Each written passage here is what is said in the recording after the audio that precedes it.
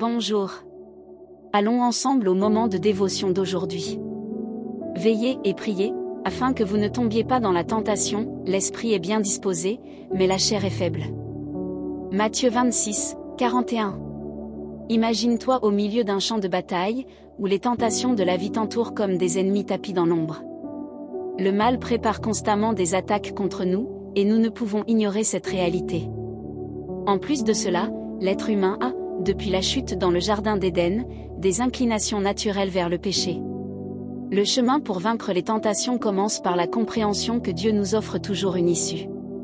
Il nous promet que nous ne serons jamais tentés au-delà de ce que nous pouvons supporter, et qu'il nous donnera toujours un moyen d'en sortir. Cela signifie que nous avons le pouvoir de contrôler et de surmonter les tentations qui surgissent dans notre vie. Jésus est clair, en plus de rester vigilant, la prière est la clé de la victoire. Lorsque nous sommes confrontés à la tentation, le premier pas est de rediriger notre attention.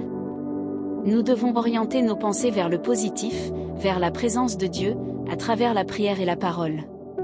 La tentation commence souvent par le désir, et le doute s'installe lorsque nous remettons en question notre foi et nos valeurs.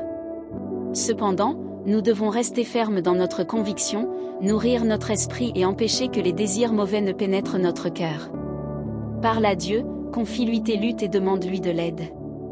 Je dis souvent qu'il vaut mieux confesser une tentation que confesser un péché. C'est pourquoi nous devons agir rapidement, en nous éloignant de toute possibilité de chute.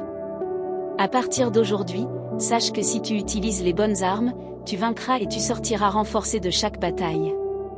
Le choix est toujours entre tes mains. Réfléchis Y. Et la phrase du jour dit: la recherche constante de la présence du Père nous éloigne des tentations constantes de l'ennemi. Si tu as aimé notre dévotion, suis notre chaîne et rejoins-nous pour des prières quotidiennes. Gros câlin et à demain.